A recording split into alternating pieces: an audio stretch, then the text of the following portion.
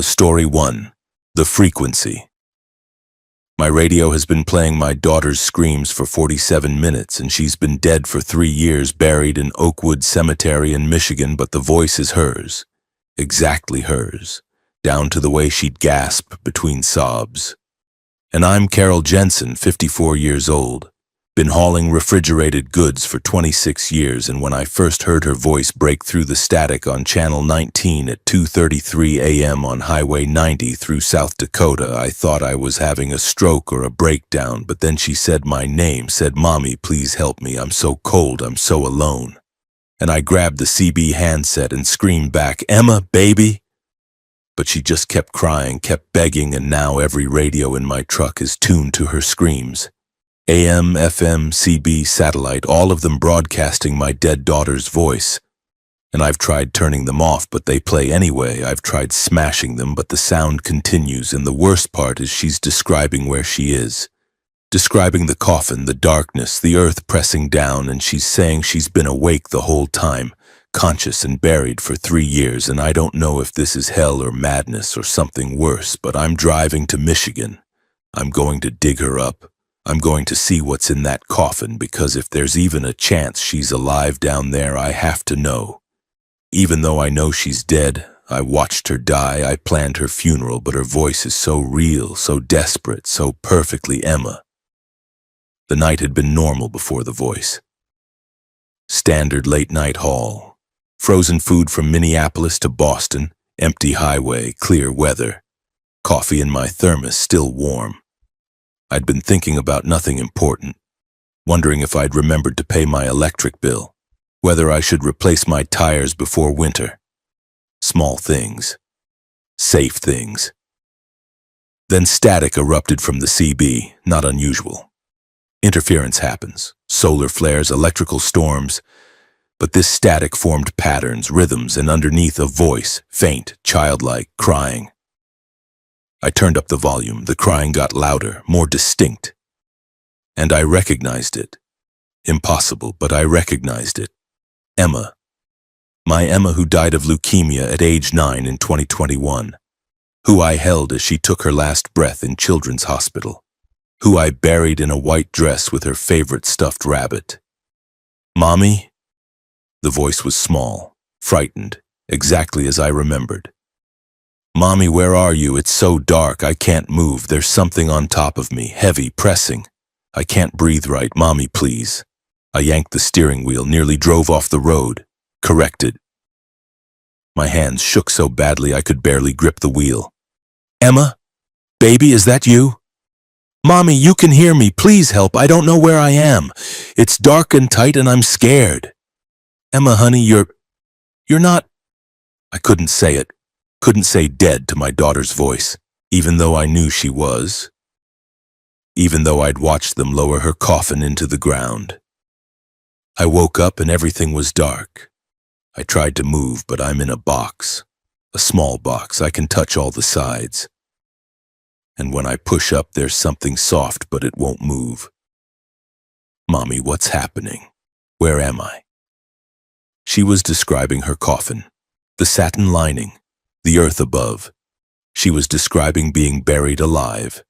But she hadn't been buried alive, she'd been dead. The doctors confirmed it. Her heart had stopped. Her lungs had stopped. They'd done the autopsy, signed the death certificate. This wasn't possible. "Emma, listen to me. You're confused. You're not in a box. You're safe. You're in heaven." "No!" Her scream was piercing. "I'm not in heaven. I'm in the dark. In the ground. I can feel it. The cold. The weight. I've been here so long. Mommy, why didn't you save me? Why did you put me here?" I was sobbing now, crying so hard I could barely see the road. "I didn't. You died. You had leukemia. The doctors tried everything. You died in my arms." "I didn't die. I woke up and I was here in the dark. I've been screaming for 3 years, screaming and no one hears, no one comes, just cold and dark and the smell. Mommy, it smells so bad. Like rot, like death." The radio cut to static, then her voice returned, but different, older. "I'm changing, Mommy. My body is changing. I can feel it, pieces falling off. soft pieces, but I'm still here, still awake, still feeling everything. The bugs came. They crawl on me, in me. I can't stop them, can't brush them away. They eat and I feel it, but I can't die. I can't escape. I just stay awake, forever rotting. This couldn't be real. Had to be a hallucination, carbon monoxide leak, brain tumor, something medical. I grabbed my phone, called 911. But when I put it to my ear, Emma's voice came through. "Mommy, don't call them. They can't help. No one can help. I'm dead but not dead, alive but not alive. I'm between and I'm so lonely, so scared." Every device was broadcasting her now, phone, GPS, radio, all of them.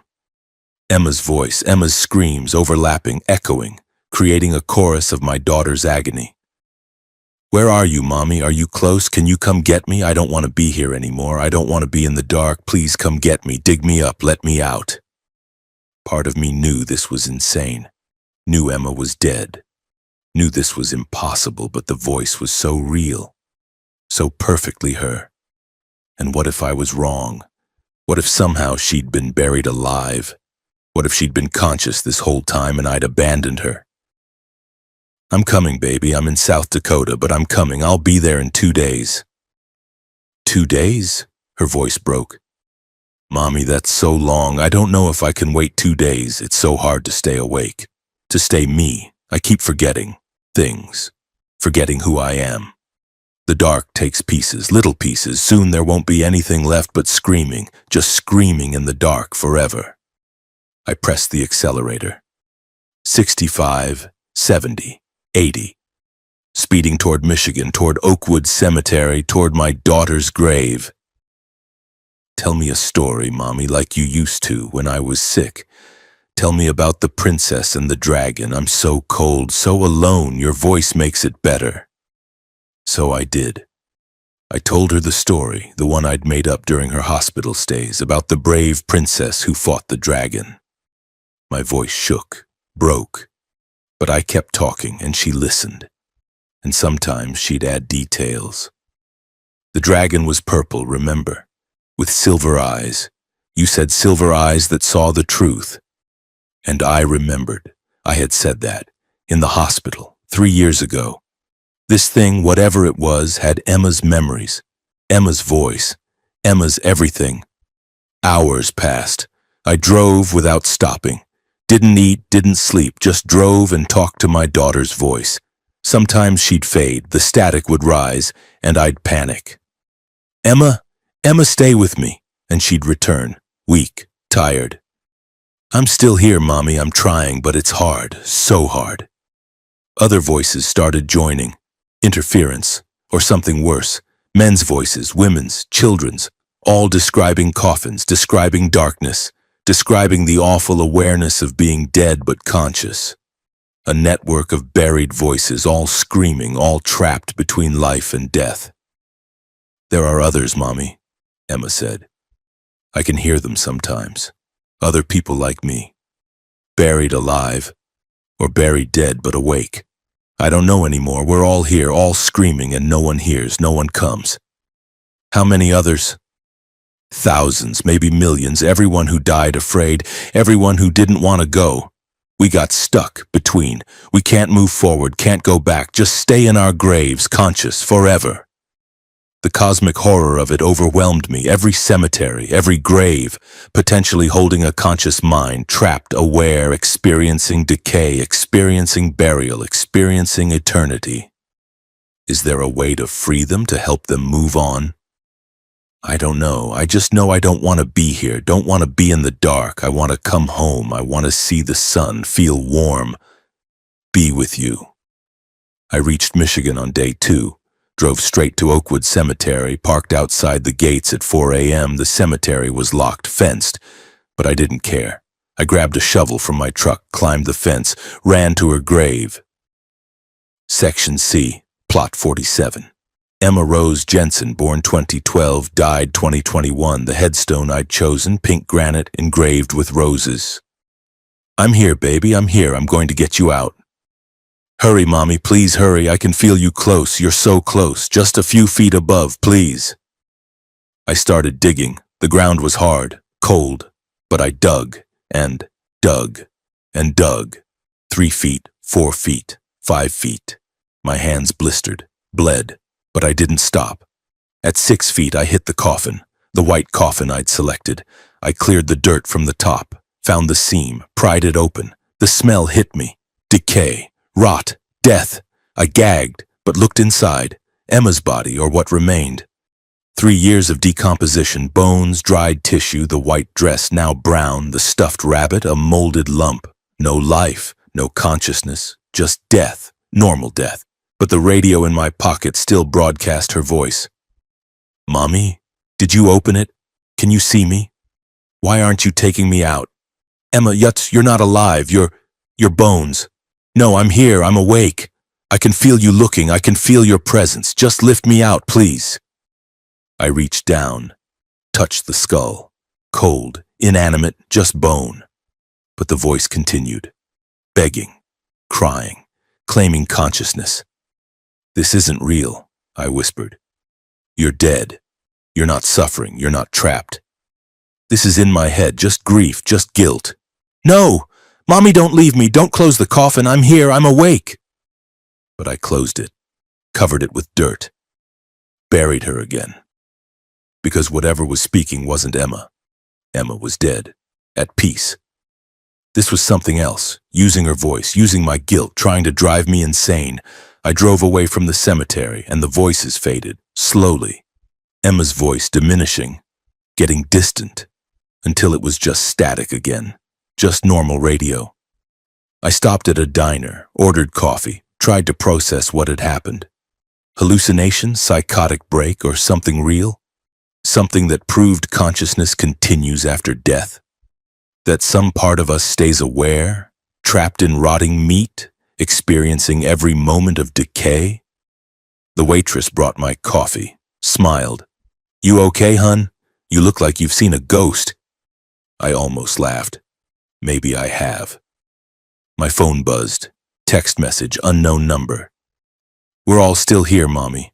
All the buried ones, all the trapped ones. And now you know. Now you've heard. And you'll never forget. Every cemetery you pass, every funeral you attend, you'll wonder. You'll hear us. Forever. I deleted the message, but the knowledge remained. The horrible possibility that death isn't the end, that consciousness persists. Aware, experiencing, unable to communicate except through strange frequencies. Through desperate signals, I still drive, still haul loads. But I take different routes now. Avoid cemeteries, turn off all radios, drive in silence, because I can't risk hearing those voices again. Can't risk knowing if it was real. If my daughter spent 3 years awake in her grave. If everyone buried is secretly screaming. The frequency is still there. I know it is. Channel 19 at 2:33 a.m. If you listen carefully, if you dare, you'll hear them. The buried voices, the trapped souls, all screaming from 6 feet under, all begging to be freed. All proving that death isn't the end of suffering. It's just the beginning. Story 2. The Detour. The road I'm on doesn't exist on any map and hasn't existed for 47 miles, and the GPS keeps saying recalculating in a voice that's getting progressively more distorted and angry. And I'm Marcus Webb, 39 years old, been hauling construction supplies for 14 years. And I took exit 49 off I-70 in Kansas because there was a massive accident ahead. State trooper waving everyone off. But when I tried to get back on the interstate 3 miles later, the on-ramp wasn't there, just continued county roads stretching into empty farmland. And now I've been driving for 2 hours and haven't seen a single building, a single other car, a single sign of human existence. Just endless flat fields growing things I don't recognize. Plants too tall, too purple, with movements that don't match the wind. And the sun hasn't moved from its position directly overhead, even though my clock says it's been 2 hours. and the road keeps going straight, but I can see it curving in my peripheral vision. And when I try to turn around, the road won't let me. The steering wheel locks, the truck continues forward on its own, and I'm starting to think exit 49 wasn't an exit at all, it was an entrance, and I've driven into somewhere that looks like Kansas but isn't, somewhere adjacent to reality. And the GPS is now saying you can never leave in a voice that sounds like grinding metal, and the plants in the fields are getting closer to the road with each mile, reaching toward my truck with what I can now see are definitely not branches. The detour had seemed legitimate. Orange construction signs, flashing lights, the state trooper's reflective vest catching my headlights. "Major pileup ahead," he'd shouted through my window. "Take exit 49. Follow the detour signs. You'll reconnect 5 miles up." I'd taken the exit, descended the ramp, looked for detour signs, saw one, faded, barely readable, but pointing right, so I went right. Onto a 2-lane county road, asphalt cracked and worn, the kind you see everywhere in rural Kansas. The first mile was normal, fields on both sides, corn, I thought, or wheat, some crop. Then I noticed the color, too purple, too iridescent, and tall, 8 feet, 10 feet, growing in perfect rows but wrong patterns, geometric but not agricultural. I looked for the on-ramp, 5 miles, the trooper had said. I'd gone 6, no ramp, no signs, just more fields, more purple crops. I tried my phone, GPS app. It showed my truck as a blue dot on a gray void. No roads, no landmarks, no location data, just void. My truck's GPS was worse. The screen glitched, showed impossible maps, roads that looped, that intersected themselves, that led nowhere. The voice said, "Continue straight for 200 miles to reach I-70. 200 miles? The interstate was 5 miles away. I kept driving, looking for anywhere to turn around, but the road had no intersections, no driveways, no places to reverse, just straight asphalt between purple fields. At 30 miles, I realized I hadn't seen another vehicle, not one. No cars, no trucks, no tractors, nothing. On a detour from a major highway accident, there should be traffic. Where was everyone else? The fields began to move, subtle at first, the purple crops swaying, but there was no wind. My truck's flag hung limp. The air was dead still, but the crops moved, coordinated, waving in patterns. I accelerated 50, 60, 70, trying to outrun the unease, but the fields kept pace, always present, always moving, and I noticed they were getting closer. The field edges encroaching on the road shoulders. Yesterday's boundaries now violated, the crops advancing. At 50 miles, my fuel gauge hit a quarter tank. Impossible. I'd filled up before the detour. I should have over half. But the needle dropped as I watched. Quarter tank, 1/8 tank, empty. I slowed down, conserving, looking for a gas station, anything. But there was nothing. Just road and fields, and the sun locked at noon. The truck started sputtering. Running on fumes, I coasted slower until the engine died. The truck rolled to a stop on the empty road. Silence. Complete silence. No engine, no wind, no birds, just absence of sound. I sat in the cab, waiting. For what? I didn't know. Help? Discovery? An explanation? Then the crops moved toward me, not swaying, walking.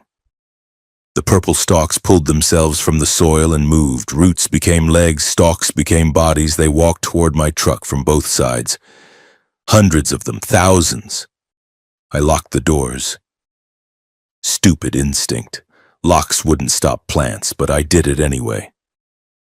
They reached the truck, pressed against the doors, the windows. Purple leaves smeared the glass, left sticky residue. They were looking in. I could feel it. These plants had awareness, intent, hunger.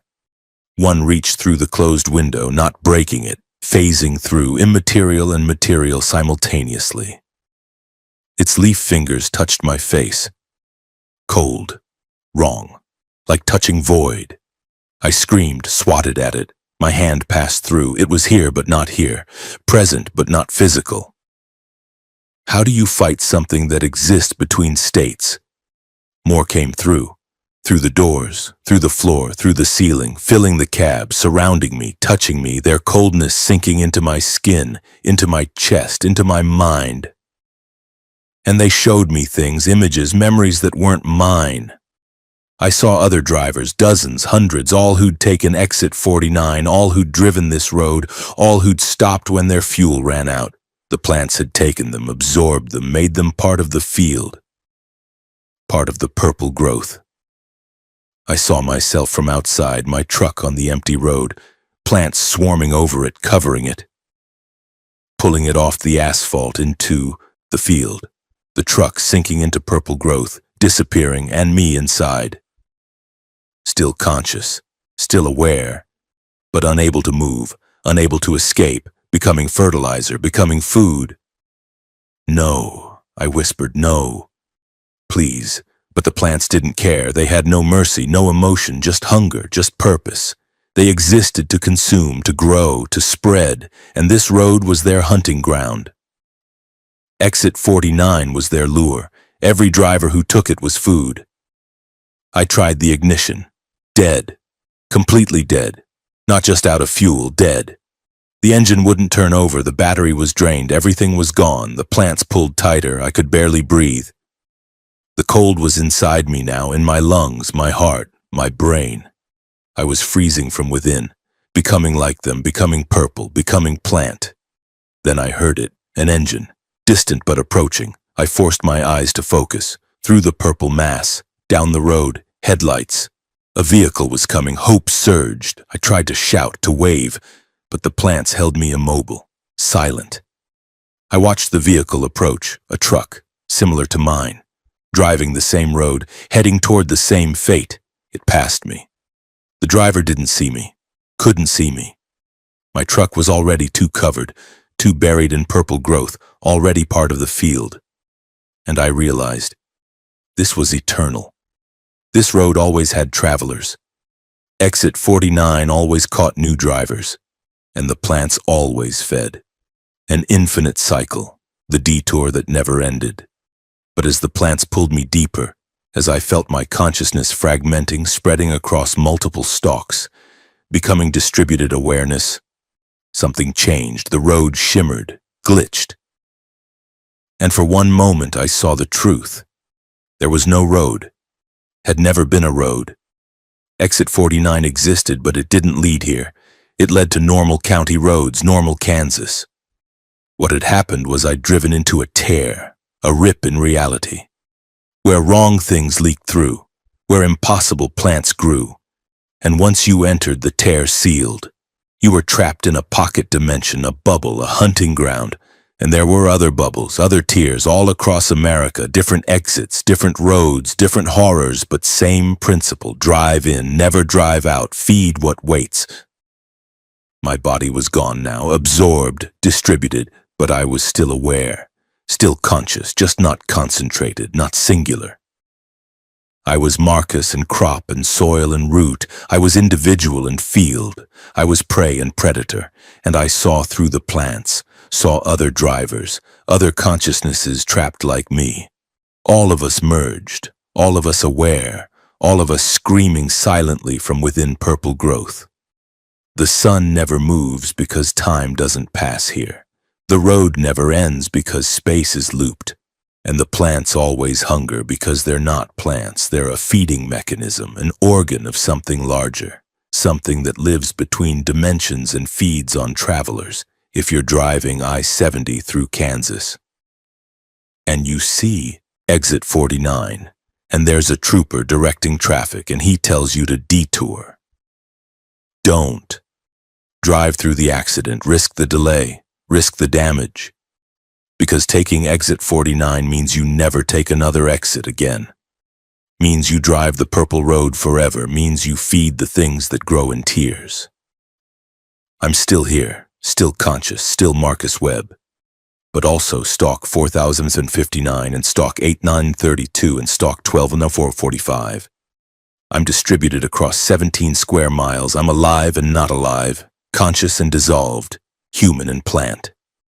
And when new drivers come, when new fuel arrives, part of me tries to warn them, tries to manifest, to create shapes, to spell words in the field patterns. But the hunger is stronger. The hunger always wins, and I help feed, help pull, help absorb. Because I'm not me anymore, I'm we. And we are always hungry. Exit 49 Kansas I-70, don't take the detour, don't follow the signs, don't trust the trooper because he's part of it too. Part of the lure, part of the field, and once you're in the purple, you never leave the purple, you just become more purple. Forever. Story 3. The inspection. The dot inspector has been checking my logbook for 93 minutes and hasn't turned a single page, and his eyes don't blink. And I'm Jennifer Morrison, 42 years old, 16 years hauling pharmaceuticals. And when he pulled me over at the weigh station outside Tulsa, Oklahoma at 3:47 a.m. I thought it was routine until I noticed his uniform was wrong. The badge was backwards, the letters on his shoulder patch spelled nonsense, and when I tried to read them, they hurt my eyes, made my vision blur, made my nose bleed. And he's been sitting in my cab holding my logbook open to page 1, just staring at it. Not reading, not speaking, just staring. And his reflection in my window is different from his physical form. The reflection shows something tall and stretched and wrong. Something with too many joints in its arms. And when I tried to leave the cab, he put his hand on my shoulder, and his hand had 7 fingers. 4 of them had extra knuckles, and he said in a voice that came from somewhere behind me, not in front of me, "Your documentation is incomplete. You must remain here until inspection is finished." But the inspection will never finish. I can see that now. He's not inspecting, he's trapping. This weigh station is a collection point, and there are other trucks here, 17 trucks, all with drivers sitting frozen in their cabs, all being inspected by these things wearing dot uniforms. And some of those drivers have been here so long they're starting to look translucent, starting to fade. And I'm next, I can feel it. The inspector is draining something from me. Every minute he holds my logbook, I feel lighter, emptier, like he's extracting my substance, my reality, and soon I'll be like the others, transparent and silent and gone. The weigh station had its lights on. All commercial. Vehicles must enter. Standard signage, standard protocol. I pulled in, rolled onto the scale, waited for the green light. It stayed red. The speaker crackled. "Pull forward to inspection bay 7. Bay 7 was at the far end, away from the main building, isolated. But I pulled forward, parked, waited. He approached from the darkness, no vehicle, no office, just emerged from the shadows. The uniform looked right at first glance, dark blue, badge, patches, but something was off. The proportions, too tall, too thin, movements too fluid. He tapped on my window, I rolled it down. "License and logbook, please." I handed them over. He climbed into my cab without asking, sat in the passenger seat, opened the logbook, and stared. Minute 1. He didn't move, didn't speak, just stared at page 1. Minute 5. Still staring. I cleared my throat. "Is there a problem?" No response. Minute 10. I looked closer at him. The badge. It was backwards. The letters printed in mirror image. And the shoulder patch. I tried to read it. D-O-T.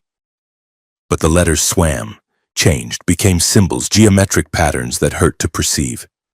I looked away, felt wetness under my nose, touched it. Blood. My nose was bleeding from trying to read his patch. Minute 15. I noticed his reflection in the window. It didn't match. The man beside me looked human, odd but human. The reflection showed something else, something with limbs too long, joints that bent the wrong way, a head that was too narrow and too tall. "I need to leave," I said. "I have a delivery schedule." His hand moved to my shoulder. 7 fingers. I counted. 7. 4 of them had multiple knuckles. They bent in ways fingers shouldn't. The grip was cold, immobilizing. Your documentation is incomplete. You must remain here until inspection is finished. But his mouth didn't match the words. The voice came from behind me. From the sleeper berth. From empty space. I tried to pull away, couldn't. His grip, while looking gentle, was absolute. I was locked in place, held by something far stronger than human. Minute 30. I looked around the way station. Other trucks were here. I hadn't noticed before. 17 trucks, all parked, all with drivers visible in their cabs, all sitting perfectly still. I recognized one. A Volvo VNL. I'd seen it at a truck stop 2 days ago. Talked to the driver, Bob, retired military, 20 years hauling. He was in his cab now, just sitting, staring forward, not moving. Minute 45. The inspector still hadn't turned a page. Still stared at page 1 of my logbook. His eyes didn't blink, didn't move, just fixed on the page. And I felt something happening. A pulling, a draining. Like he was extracting something from me through the logbook, through the record of my travels, my time, my existence. I looked at my hands. They were more transparent than before. I could see through my palms, see the seat, cushion beneath. I was fading, becoming less real. Minute 60. Bob's truck was more visible now. I could see through Bob. He was nearly gone. Just an outline. A suggestion of a person. The inspector in his cab had been there longer, had drained him further. I understood. These weren't dot inspectors. They were something else. Something that fed on travelers, on movement, on the concept of journey. They drained us of our reality, our substance, made us into ghosts, into nothing. And the logbooks were the mechanism, the records of our travels. They read not the entries, but the essence, the accumulated miles, the time spent moving. They consumed it, extracted it, left us empty. Minute 75. My hands were barely visible. My arms were translucent. I could see my heart beating through my chest, fading, slowing, each beat weaker than the last. Please, I whispered, let me go. The inspector finally moved, turned his head, looked at me. His face was wrong up close. No pores, no imperfections, like a mask, like something wearing human appearance. You volunteered. You entered. You submitted documentation. The inspection must complete. I didn't volunteer for this. All who travel volunteer. All who move consent. We wait at the thresholds, the way stations, the rest stops, the inspection points, where travelers must stop, must submit, and we feed. Minuto 85.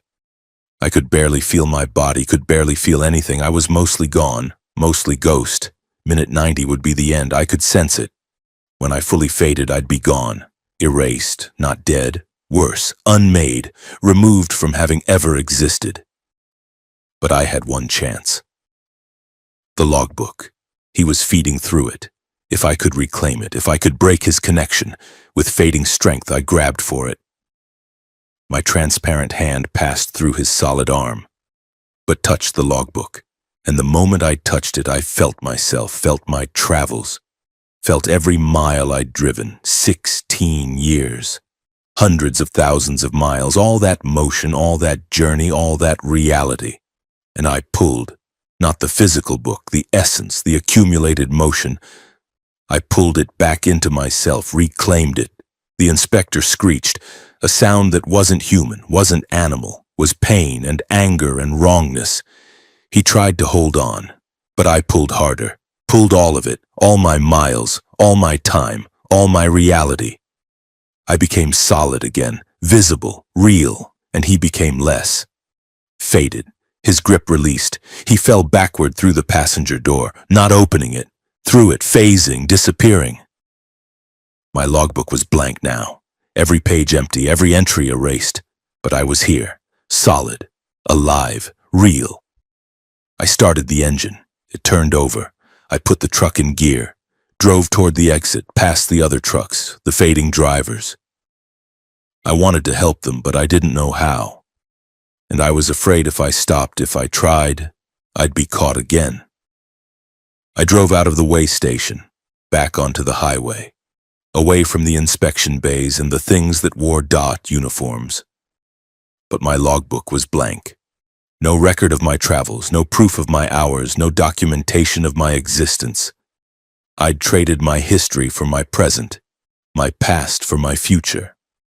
And now I drive without logs, without records, moving but not documented, traveling but not tracked. And every way station I pass, I see them, the inspectors, the things that wear uniforms, waiting, always waiting, for the next traveler, the next volunteer, the next source of motion to drain. I don't stop anymore. I bypass scales, I risk the fines because stopping means inspection. And inspection means draining. And draining means fading until nothing remains. Bob is still there. I checked online. His truck was found abandoned at the way station, but no sign of Bob. Just an empty cab and a blank logbook. The official report said he walked away, left his truck, no one knows why. But I know he didn't walk away, he faded away, drained away, unmade by the thing that wore the dot uniform, and there are others. Hundreds of others, trucks found at way stations, drivers missing, logbooks blank, all dismissed as abandonments, as drivers walking away from their lives, but they didn't walk. They faded, drained by inspectors that aren't inspectors, erased by things that feed on motion.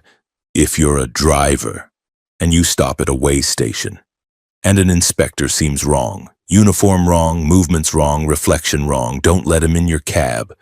Don't hand over your logbook, don't submit to inspection. Because the inspection isn't checking compliance, it's checking how much reality you have, how much motion you've accumulated, how much you can be drained, and once the inspection starts, once the logbook is opened, once the staring begins, you fade, and fade, and fade, until nothing remains but an empty cab and blank pages, the way station outside Tulsa, Bay 7. It's still there, still operational, still lit, and the inspector is still waiting for the next truck, the next driver, the next victim. Don't stop, don't submit, don't let them inspect you, because what they're inspecting isn't your logs, it's your existence. And they always find violations, always require you to stay, always drain until empty. I'm Jennifer Morrison. I have no logbook, no history, no documented past, but I'm real. I'm here, I'm driving. And I'll never stop at another way station again, because the fines are cheaper than fading, and tickets are better than being unmade. The inspection never ends, unless you end it, unless you reclaim yourself, unless you drive away before you disappear. Bay 7, Tulsa, exit 237, I-44. Don't stop, just drive. Keep moving. Because stopping means inspection, and inspection means death, not physical death. Worse, erasure, unmaking, fading into nothing while something that isn't human reads your logbook and drains your reality page by page. Story 4. The rest area backwards. I walked into the rest area restroom facing forward and came out walking backwards, and I can't turn around no matter how hard I try, and I'm Dennis Kowalski, 47 years old, 22 years hauling lumber, and everything is reversed now. The letters on signs are backwards. People walk away from me when they're approaching. My truck is parked in reverse orientation, and when I tried to drive away, the truck moved backward when I put it in forward gear, moved forward when I shifted to reverse, and I've been moving backwards for 37 miles facing the wrong direction, seeing where I've been instead of where I'm going, and I can't speak forward anymore. Words come out reversed, sound like gibberish to others, and the gas station attendant couldn't understand me, looked at me like I was insane when I tried to ask for help. And I'm using my phone to type this because typing works. The letters still appear correct on screen, but when I look at the rest of the world, it's all reversed, mirror imaged wrong. And I can see in the side mirrors that I'm aging backwards. My beard is getting shorter, my wrinkles are fading. I'm getting younger with each reversed mile, and I'm starting to understand that I didn't come out of that restroom wrong. I came out of that restroom backwards in time. Every mile I drive backwards is a mile into my past. And if I keep going, I'll drive all the way back to my birth. And then what? Will I unexist? Will I become nothing? Will I reverse beyond my own beginning? The rest area had been normal. Standard Oklahoma facility, parking lot, restrooms, vending machines. I'd needed a bathroom break, nothing unusual. I parked, walked inside, used the facilities, washed my hands, walked out. But when I exited, everything was wrong. The door opened outward when it should have opened inward. The parking lot looked mirror-flipped. My truck was parked facing the opposite direction. I thought I'd gotten confused. Come out the wrong door, but there was only one door. I checked. Definitely the same door I'd entered. But the world on this side was reversed. I walked to my truck. The driver's side was on the right, not the left, the right. I walked around. No. The driver's side was correct, but it looked wrong. Felt wrong. Like I was seeing it in a mirror. I climbed in. Tried to start the engine. The key turned left instead of right. The engine started but sounded backwards, like recordings played in reverse. I put it in drive. Released the brake. The truck moved backward. Fast, I slammed the brake. Tried reverse gear. The truck moved forward. Everything was inverted. Forward was back. Back was forward. I tried to speak. What the hell is happening? But the words came out wrong. Sounds reversed. Gnenepa sile et tau? Gibberish. I could think in normal language. Could understand myself internally. But externally, everything was backwards. Sound, motion, direction, reality. I pulled out my phone. Typed a message. Help. Something is wrong. Rest area on I-40, mile marker 237. The text appeared normal on screen. Sent it to my wife. Her response came immediately. What? Are you okay? Your text is gibberish. I looked at what I'd sent. On my screen it looked normal, but she was receiving it backwards. Tkatnak yanoemos luos ignorv signitemos.plh. Communication was impossible. I could type, could write, but others received it reversed, and when I tried to speak, only backward sounds emerged.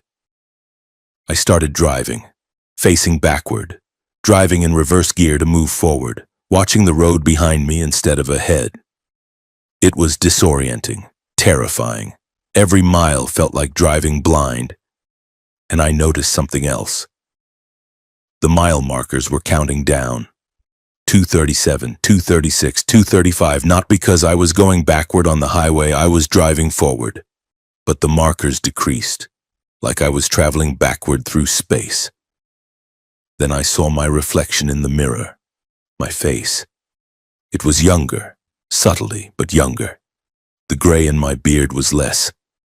The lines around my eyes were shallower. I was aging backward. Panic hit. If I was reversing through space and time, if every mile took me further into my past, what would happen when I reached the beginning, when I drove all the way back to my birth? I tried to turn around, tried to face forward again, tried to correct this, but I couldn't.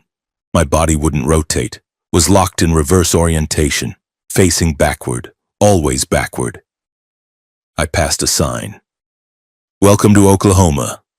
But I'd been in Oklahoma, was driving further in. This sign should say, Welcome to Texas, but it said Oklahoma, because I was going backward. Crossing borders in reverse, entering states I'd already left. Mile marker 180. I'd driven 57 reversed miles. My beard was significantly shorter. My face was younger, 45, maybe 43, years reversing, erasing. I called my daughter. She answered, Dad, where are you? Your voice sounds weird. I tried to speak normally, carefully, but the reverse sounds made it impossible. She hung up, thought it was a prank, thought someone was messing with her. Mile marker 1 on 20, I was 38, Looked like photos from 9 years ago, younger, healthier, but moving toward younger still, toward childhood, toward infancy. And I realized, if I kept driving, if I didn't stop, I'd reach mile marker 0, the beginning of I-40. And then what? Would I continue reversing onto other roads, other highways, all the way back to the hospital where I was born? I tried to stop, tried to park, but the truck wouldn't stay stopped. Some force kept it moving, pulled it backward, forced it to continue the reverse journey. Mile marker 80. I was 32, the day I started trucking. I could remember that day, but I was living it in reverse, unexperiencing it, erasing it. Mile marker 50. I was 25, college age, before trucking, before marriage, before my daughter. And I thought about her, my daughter. If I reversed past her birth, would she cease to exist? Would my past actions unhappen? Would the timeline rewrite without me? Mile marker 20. I was 18, high school graduation, the day I got my license, the day I started driving. Mile marker 10. I was 15, too young to drive, but still reversing. Mile marker 5. I was 10, a child. Mile marker 1. I was 5. Barely aware, barely conscious, then the mile markers stopped. But I kept moving, kept reversing through town streets, through residential areas, to the hospital where I was born. I pulled into the parking lot, still facing backward, still reversed. The truck stopped, finally stopped, at the emergency entrance where my mother had been rushed 47 years ago, where I'd entered the world, and I felt it, the pull, the reversal trying to take me further, trying to pull me back beyond birth, into non-existence, into the void before I was. But I fought, held on, refused to go further. This was my beginning, the start of my timeline. I couldn't reverse beyond it. The world shimmered, reality glitched, and suddenly I was facing forward again. Normal orientation, normal direction. The reversal broke, released. I checked the mirror. 47 again, proper age. The backward aging had stopped, corrected. I drove out of the parking lot, back toward I-40, back to normal highways, away from the rest area that had reversed me, away from the bathroom door that led to mirror world. But I'm different now. Part of me stayed backward. Part of me is still reversing. I can feel it late at night when I'm alone. I feel the pull, the urge to turn around, to face backward, to drive in reverse, to let the timeline take me back, back, back, until I unexist. And sometimes I see it, in reflections, in mirrors, my backward self, still driving reversed, still aging backward, still moving toward the beginning, a ghost of what I could have become, a warning of what happens when you exit wrong doors, when you come out of restrooms facing the wrong direction, when you step from normal reality into mirror reality and get trapped there. The rest area is still there. I-40, mile marker 237, Oklahoma. The restroom still has that door, the one that leads to backwards land. And if you're not careful, if you don't pay attention, you might walk through it, might come out facing reversed, might start driving backward through your own timeline. And once you start reversing, it's hard to stop. Hard to break the pull, hard to resist the urge to go all the way back, all the way to the beginning and beyond. I'm Dennis Kowalski. I survived the backwards, but barely, and part of me is still there, still reversed, still driving toward non-existence, and someday that part might win, might pull the rest of me back, might finish the reversal. Until then, I drive forward, always forward, facing ahead, never looking back, never entering rest area restrooms, never risking another reversal. Because once was enough, once was almost too much.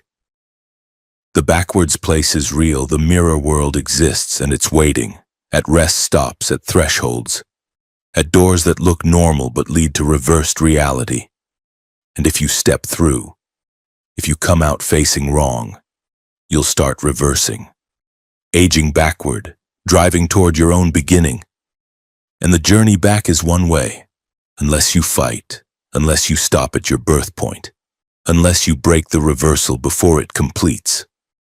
I broke it, barely, but I broke it, and I'm here, forward-facing, normal again. But I remember the backwards, remember driving in reverse, remember aging younger, remember the terror of approaching my own beginning, and I know. It's still out there, still pulling, still waiting for another chance, another driver, another victim to reverse. Don't use rest area restrooms, don't walk through unmarked doors, don't exit facing backward. Because if you do, you might not turn around again, might not face forward again, might just keep reversing, mile by mile, year by year, until you reach the beginning and disappear beyond it, into the void before existence, where reverse travelers go when they complete the backward journey. Story 5. The Fog That Remembers. The fog rolled in at mile marker 412 and it knows my name and it's been whispering secrets about my past for 73 miles and I'm Sarah Mitchell, 36 years old, 11 years hauling medical supplies, and when the fog first touched my windshield it formed letters. Spelled out, Sarah, we've been waiting, and I thought it was condensation, just water vapor making random patterns, but then it spelled, remember August 2019. And August 2019 was when my sister died, was when I was driving the night she called for help and I didn't answer because I was tired, because I wanted to sleep. And she overdosed alone and I never told anyone. I ignored her call, and now the fog knows, the fog remembers, and it's showing me things in its swirls and patterns, showing me her face, showing me the phone ringing, showing me my choice to silence it. And the fog is getting thicker, is surrounding my truck completely, and I can't see the road anymore, can only see the memories, the guilt, the secrets. And the fog is inside the cab now somehow. It's seeping through the vents, through the seams, cold and knowing and hungry, and it whispers that it feeds on guilt, on hidden shame, on the things we pretend we forgot, and it's going to show everyone, going to project my secrets onto every surface, going to make me face what I've been running from, and I can't escape it, can't outrun it. The fog moves with me, stays with me, knows me, and it's telling me that everyone who drives through it sees their worst memories, their deepest shames, their unforgivable moments, and the fog never forgets, never forgives, just feeds and grows thicker with each guilty conscience it consumes. The evening had been clear, perfect visibility. I'd been making good time on US 50 through Nevada, the loneliest road, empty, peaceful, just me and the desert and the stars. Then the fog appeared, not gradually, instantly, one moment clear, next moment engulfed, dense white fog that shouldn't exist in desert climate, shouldn't be possible at 63 degrees and low humidity. I slowed down, 40, 30, 20. The fog was too thick. I couldn't see 10 feet ahead. My headlights reflected back, creating a wall of white light. Then the windshield started forming letters. Water condensation, but deliberate, spelling words.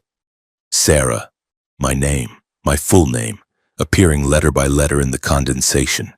I turned on the defroster, wiped it away with my hand, but it reformed. We've been waiting. Who's been waiting? I said aloud, talking to fog, to condensation, to nothing. Remember August 2019? My heart stopped. August 2019, the month Emma died, my sister, my younger sister, the overdose. The call I didn't answer. Remember the phone ringing? It appeared on the windshield, a recreation of my phone screen, Emma's name, Emma's photo, the incoming call. The call I'd silenced. The call I'd ignored because I was tired. Because I'd dealt with her addiction for years. Because I'd wanted one night of peace. Remember your choice. The fog outside shifted, formed shapes. I saw Emma's face, not real, made of fog, but her features, her eyes, her expression. The desperate look she must have had when she called, when she needed me, when she was dying alone. Stop, I whispered, and please stop. But the fog didn't stop. It showed me more, showed me Emma finding the pills, showed me her swallowing them, showed me her realizing she'd taken too much, showed me her grabbing the phone, calling me, her last chance, her final cry for help, and showed me, in my truck, phone buzzing, Emma's name, me looking at it, thinking, not tonight, I'll call her back tomorrow. Silencing it, rolling over, going to sleep. The fog reformed, showed me Emma collapsing, showed me her dying alone on her apartment floor, phone in her hand, my name on the screen. The call I never answered. I didn't know, I said, crying. I didn't know she was really dying. She'd called 1,000 times before, always crying, always needing something. I thought it was just another... I didn't know. But you suspected, the words formed on the windshield. You felt it. You knew something was different, but you chose convenience over concern, chose sleep over sister, chose yourself over her. And it was true. Part of me had known, had sensed the desperation in the ringtone, had felt that this call was different. But I'd ignored it, silenced it, chosen rest. The fog entered the cab. Through the vents, through cracks I didn't know existed, cold white tendrils that smelled like guilt, like shame, like rot. What are you? I asked. We are the remembrance. We are the fog that never forgets. We exist in places like this, lonely roads, empty stretches where people drive alone with their thoughts, their guilt, their secrets. We feed on them, grow stronger. We make them remember, make them face, make them confess. I don't want to confess. Then you will stay in the fog, forever, driving in circles, seeing your shame projected endlessly, until you confess, until you speak it aloud, until you admit what you did, what you didn't do, what you can never undo.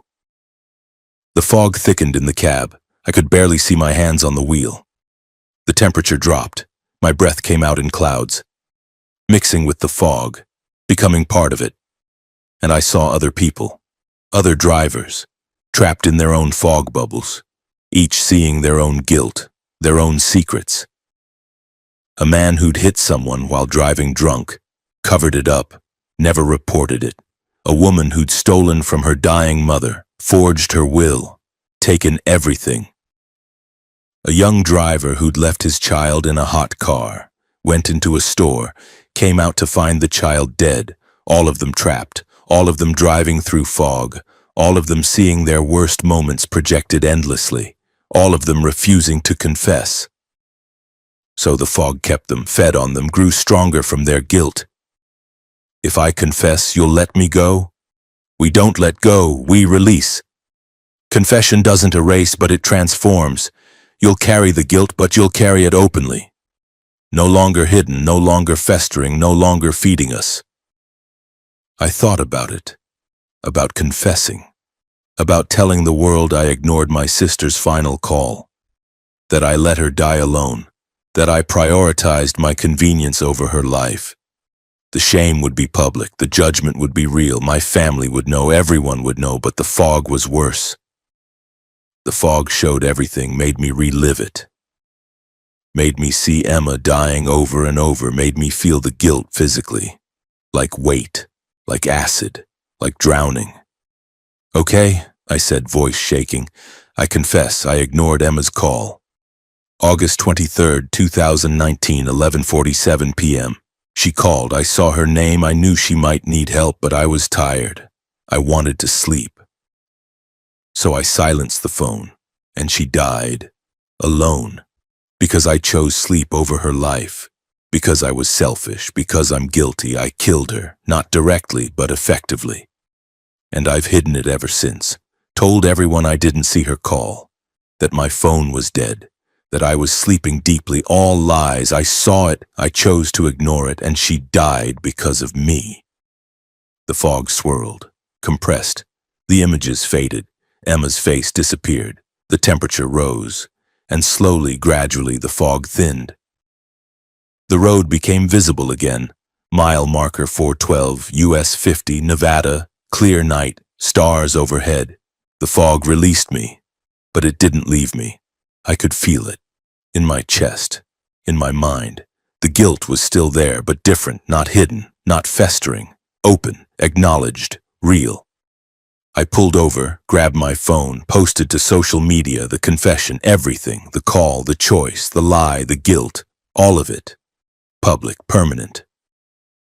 The responses came: shock, anger, sympathy, judgment, all of it deserved. I read every comment, accepted every condemnation, because I deserved it. Because confession requires consequence, because the fog taught me that hidden guilt is worse than public shame. I lost friends, lost family members who couldn't forgive, lost respect. But I gained something else: honesty, the ability to live without hiding, without the constant weight of secret guilt. The fog took something but gave something too. I still drive US 50, still pass mile marker 412, and sometimes I see the fog, waiting, watching, feeding on other drivers, other guilty consciences, other hidden shames, and I don't judge them. Don't condemn them for not confessing, because I know how hard it is, how terrifying, how permanent. But I also know the alternative, the fog that never forgets, that projects your worst moments, that traps you in eternal guilt, that feeds on your shame until nothing else remains.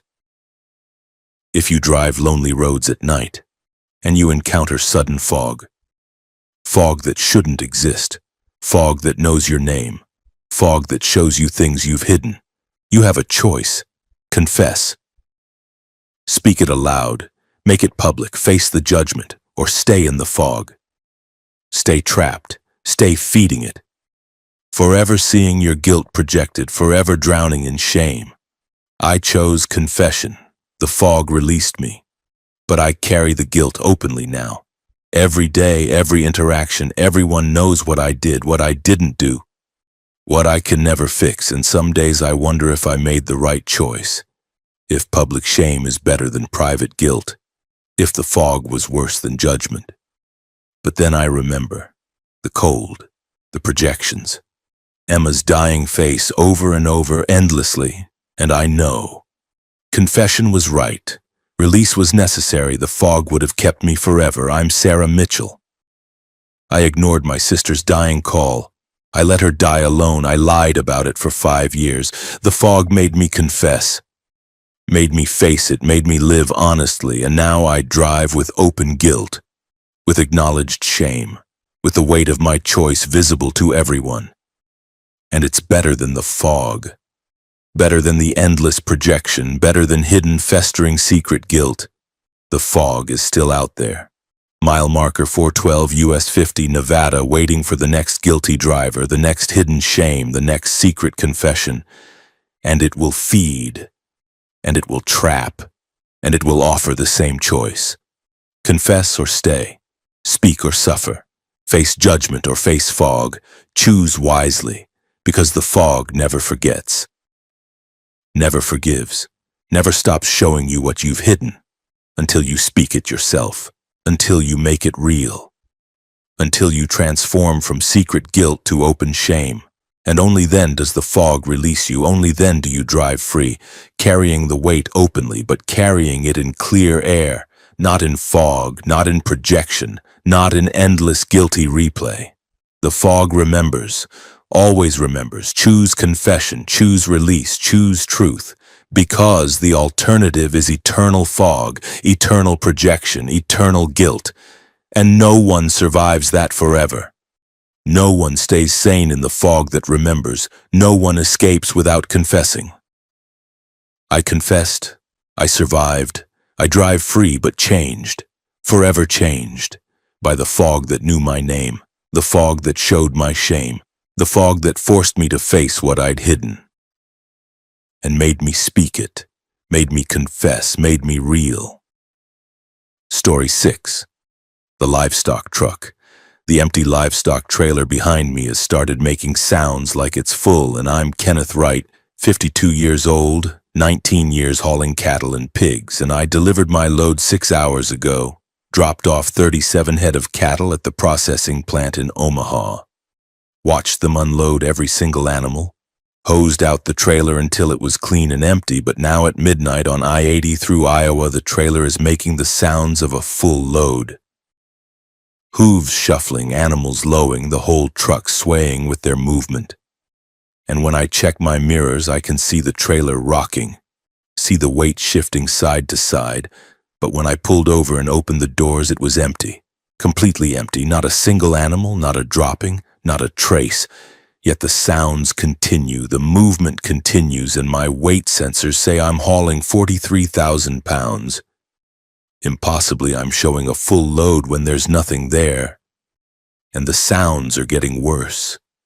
The animals are getting agitated. I can hear them panicking, hear them crying out, and through the walls I can hear something else.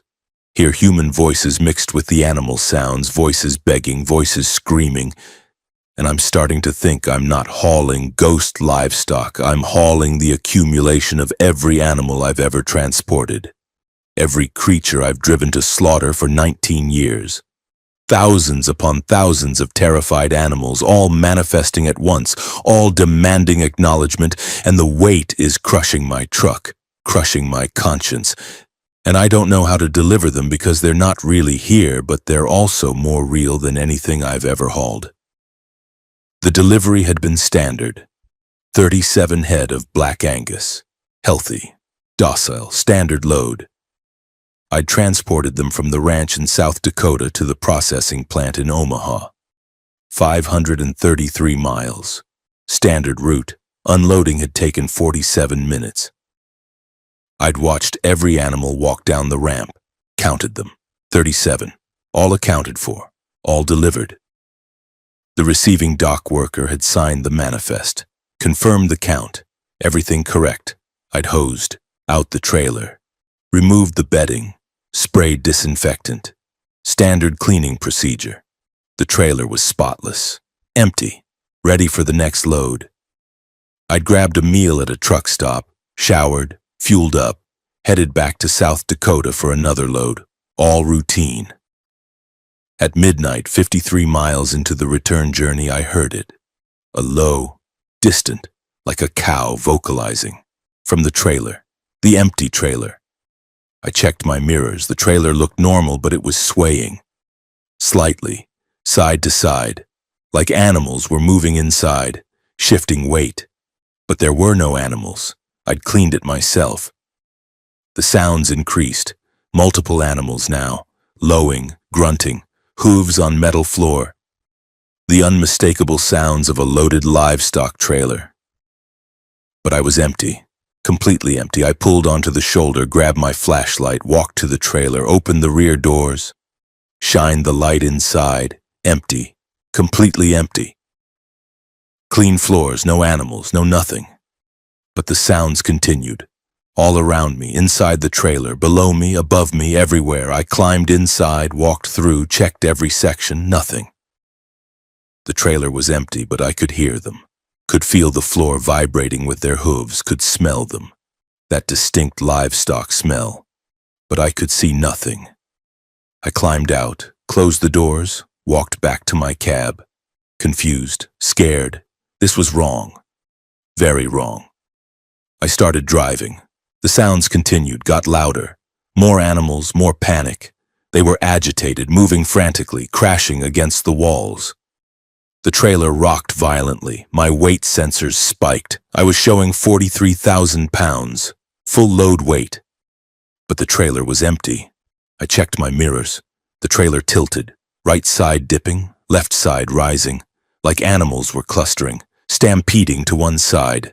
But there was nothing inside. The weight was impossible. Phantom. But my truck felt it. My suspension groaned under the load. My engine worked harder, pulling the weight that didn't exist. Then I heard new sounds, not animals, human voices, screaming, crying, begging, mixed with the animal sounds, overlapping, creating a chorus of terror. Please don't. A woman's voice. I don't want to die. A child's voice. Help us. Multiple voices, young and old, male and female, all terrified, all doomed. And I understood. These weren't just animals. These were all the animals I'd ever transported. 19 years of livestock hauling. Thousands of cows, thousands of pigs, thousands of animals driven to slaughter, all manifesting at once. All in my trailer, all making their final sounds, all expressing the fear they'd felt during transport. But mixed with them were human voices. Why human voices? The CB crackled. A voice, old, weathered. You're hearing what they heard. What who heard? The animals. They heard us. Heard human voices. Heard conversations, heard laughter, heard callousness. Heard us discussing them like objects, like commodities, never like living things. And they remembered. They all remembered. And now they're making you hear, making you remember, making you acknowledge what you've been denying for 19 years. I'm just a driver. I don't kill them, I just transport them. And that's what the train conductor said, and the truck driver said, and everyone in the chain said, I'm just doing my job, I'm just transporting, I'm not responsible. But you are. Every animal you carried, every terrified creature you drove to death, you were complicit, you were necessary. Without you, the slaughter doesn't happen. Without drivers like you, the system collapses. You're not innocent. You're essential. And now they're making sure you know it. The sounds intensified, the screaming, the crying, the begging, the terror. Animals and humans blended into one chorus of death and fear and judgment. My truck couldn't handle the weight. The phantom weight, the guilt weight, the axles bent, the tires compressed, the frame groaned. I was being crushed by weight that didn't exist but was more real than steel and concrete. What do they want? I screamed. What do I do? Stop. Stop hauling them. Stop being complicit. Stop pretending you're just a neutral agent. Stop hiding behind I'm just a driver. Choose. Choose to be part of the killing chain or choose to break it. I need the job. I need the money. I have a family. And they had lives. All of them. Lives cut short for convenience, for profit, for taste. They didn't choose. But you can. You have choice. They never did. I thought about it. 19 years, thousands of animals, all terrified during transport, all aware of their fate, all helpless. And me, complicit, essential, part of their death. Okay, I said, voice breaking. Okay, I'll stop, I'll quit. I won't haul livestock anymore, I'll find other work, I'll break the chain, I'll choose. The sounds began to fade, slowly, gradually. The lowing, the screaming, the crying, all diminishing. The weight sensors dropped, 43,000, 30,000, 20,000, 10,000, 0. The trailer was light again, empty again. The burden lifted, not physically but spiritually, morally, the weight of 19 years of complicity, lifted by a choice, by a decision to stop. I drove to the next exit, parked at a truck stop, called my dispatcher, quit. Told them I wouldn't haul livestock anymore, would haul anything else, but not living creatures, not animals being driven to death. They didn't understand. Thought I was having a breakdown. But I didn't care, I'd made my choice. I'd broken the chain, I'd stopped being complicit. The trailer has been quiet since. No sounds, no phantom weight, no ghost livestock. They released me when I released them, when I chose to stop participating in their deaths. I still drive, still haul freight, but different freight, dry goods, equipment, materials, never livestock, never again. And at night when I pass livestock trucks, I hear them, faintly, the ghost animals, the accumulated terror, the phantom loads, carried by drivers who haven't chosen, who remain complicit, who continue the chain. And I don't judge them, because I was them. For 19 years, I hauled death, I transported terror, I profited from suffering, I was necessary to the killing. But I stopped, I chose, I broke my link in the chain, and the animals released me. Let me drive without their weight, without their sounds, without their judgment, if you haul livestock. and you hear sounds from an empty trailer, if you feel phantom weight, if you sense the accumulated terror of every animal you've transported, you have a choice. Continue and carry that weight forever, or stop. Choose differently. Break the chain. The ghost animals are real. The phantom loads are real. The weight of complicity is real. And it will crush you. Eventually. Unless you choose. Unless you stop. Unless you break free. I'm Kenneth Wright. I hauled livestock for 19 years. I was complicit in thousands of deaths. And the animals came back, made me face it, made me choose. And I chose to stop. And they released me, and I drive free now, lighter now. Without their weight, without their sounds, without their judgment, but I remember. Every day, every mile. I remember what I was, what I did, what I participated in, and I know the ghost animals are still out there, still manifesting, still making drivers face their complicity. Still demanding choice, and someday, every driver will have to choose. Continue the chain or break it, haul death or haul life, be complicit or be free. I chose freedom, I chose acknowledgement, I chose to stop. And the phantom load disappeared, and I drive with clear conscience now. Not innocent, never innocent, but aware and changed, and free. Story 7, The Dispatch Calls. My dispatch has been calling me for 6 hours, giving me contradictory instructions, and the voice changes between calls. And I'm Patricia Monroe, 43 years old, 15 years hauling fuel for Midwest Transport. And when dispatch first called at 10 p.m., they told me to reroute to a different delivery address, but when I asked for confirmation, they denied calling me. Said they hadn't contacted me all day, but then they called again 15 minutes later with the same reroute instructions, but in a different voice. And I've received 23 calls now, each from my dispatch number, each with different voices, some male, some female, some neither. And the instructions are getting stranger. They're telling me to deliver to addresses that don't exist, to drive to coordinates in the middle of empty fields, to ignore all road signs and follow my intuition. And when I tried calling dispatch myself, no one answered, just got voicemail. But the incoming calls keep coming, keep commanding, keep threatening my job if I don't comply. And I've started recognizing some of the voices. One sounds like my ex-husband who died in 2018. One sounds like my daughter who I haven't spoken to in 5 years. And now I'm starting to understand these aren't dispatch calls. These are something else using my dispatch number. Something that knows my history, knows my fears, knows my weaknesses, and they're trying to guide me somewhere, trying to get me to a specific location. And I don't want to go there, but I'm almost out of fuel, and the calls are threatening that if I don't comply, they'll make sure I never get another load, never get another job. They'll destroy me professionally and personally. And I don't know if these threats are real, don't know what this thing can actually do. But I'm scared to defy it and scared to obey it, and I'm just driving in circles waiting for clarity that never comes. The first call had come through my truck's hands-free system. The display showed my dispatch number, standard, normal. I answered. Patricia, this is dispatch. We need you to reroute. New delivery address.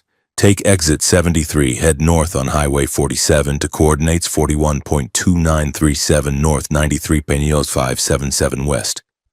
Deliver there instead of the original address. Confirm? I pulled up the coordinates. Middle of empty rural Iowa, no buildings, no town, just fields. That doesn't look right. Can you verify the address? Confirmed. New customer. Rush delivery. Pays double. Take exit 73.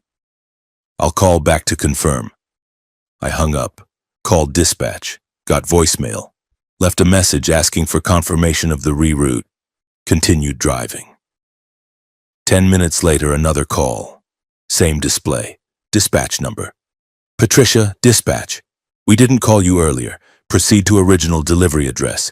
Ignore any other instructions. Confirm? But you just called and told me to reroute. Negative. We haven't contacted you today. Are you okay? Do you need to pull over? No, I'm fine, just confused. Proceed to original address, ignore any other calls. She hung up. I drove, confused. Either dispatch was confused or I was receiving fake calls spoofing their number, but who would do that? Why? 10 minutes later, another call, same display. Patricia, a male voice now, different from the previous female voices. This is critical. You must reroute. Exit 73, Highway 47. The coordinates we gave you. It's urgent. Lives depend on it. Who is this? You don't sound like any dispatcher I know. I'm new. Started today. This is my first urgent delivery coordination. Please confirm you'll reroute. I need to verify this. I'm calling the main office. Don't. There's no time. The situation is... The call cut off. I tried calling dispatch again. Voicemail. I left another message. More urgent this time. The calls continued. Every 10 to 15 minutes, different voices. Some insisting on reroute. Some insisting on original destination. Some giving new coordinates. Some warning me to ignore all previous calls. After the 10th call, I recognized a voice. Male. Familiar. Dave, my ex-husband, who died in a car accident in 2018. Patty, it's me, Dave. I know this is impossible, but I need you to listen. Something is using dispatch frequencies to lure drivers, to collect them. You need to ignore the reroute instructions. Stick to your original route. Don't deviate. Dave, you're dead. This isn't real. I am dead, and that's why I know. Death isn't the end, and some things exist beyond death. Things that hunt, things that use familiar voices. Don't trust the calls. Don't reroute. Just drive your original plan. The call ended. I was shaking, crying. Dave's voice, exactly Dave's voice, but he was dead, gone. This was impossible, unless something was using my memories, using my grief, using Dave's voice against me. The next call was my daughter, Melissa, who I hadn't spoken to in 5 years, not since the argument, not since she cut me off. Mom, it's Mel. Please listen, I don't have much time. Something is hunting drivers. Using dispatch systems, giving false instructions, leading them to collection points. You need to shut off your communication systems, drive blind, trust only your paper maps. Don't listen to any electronic instructions. Melissa, honey, I'm so sorry, I've wanted to call, but... Mom, this isn't about us. This is about survival, the thing that's calling you. It feeds on isolation, on drivers who are alone, who don't have strong connections, who are vulnerable. You're vulnerable because we don't talk, because you're alone. That's why it chose you. But I'm still here, still connected to you. And I'm trying to warn you, please shut off your systems, drive manually. The call ended. I wanted it to be real. Wanted Melissa to be warning me, to be reconnecting. But I knew, deep down, this wasn't her. Was something using her voice, using my loneliness against me. The calls intensified, 23 in 6 hours, each with different voices, different instructions, some threatening, some pleading, some reasoning, all trying to guide me, to reroute me, to direct me to those coordinates. 412937 North, 93.6577 West. I looked them up. Rural Iowa, 37 miles from my current position. If I took exit 73 and followed Highway 47, exactly where multiple calls were directing me. I wasn't going there, wasn't obeying, but my fuel was low. Quarter tank I needed to refuel, and the next gas station was... I checked my map. Near exit 73, near the reroute point. Was this planned? Was the thing monitoring my fuel, timing its calls to coincide with my need to stop? Herding me toward that location through necessity? I tried to find an earlier gas station, detour off my route. But there wasn't one. Not for 60 miles. I'd run out before reaching it. I had to take exit 73. Had to fuel at the station near Highway 47. Near the coordinates where I was being directed. Exit 73 approached. I took it. Descended the ramp. The gas station was visible. Standard truck stop. Fuel, food, services. I pulled in. started fueling. My phone rang. Dispatch number. I answered. Patricia, you're at the fueling station. Good, now listen carefully. After fueling, proceed north on Highway 47, 3.7 miles, turn left at the dirt road. No sign. Just look for the gap in the fence, drive 1 mile, you'll see a structure, deliver there, confirm? What structure? There's nothing out here. There is, trust us, deliver the fuel. You'll be compensated, double rate, triple rate, whatever you want, just deliver. Why is this so important? What's at that location? Something that needs fuel, something that's been waiting, something hungry. The voice dropped pretense, wasn't mimicking dispatch anymore, was revealing itself, and it didn't sound human, sounded mechanical, multiple voices speaking in unison, digital and organic, wrong. What are you? We are the collection.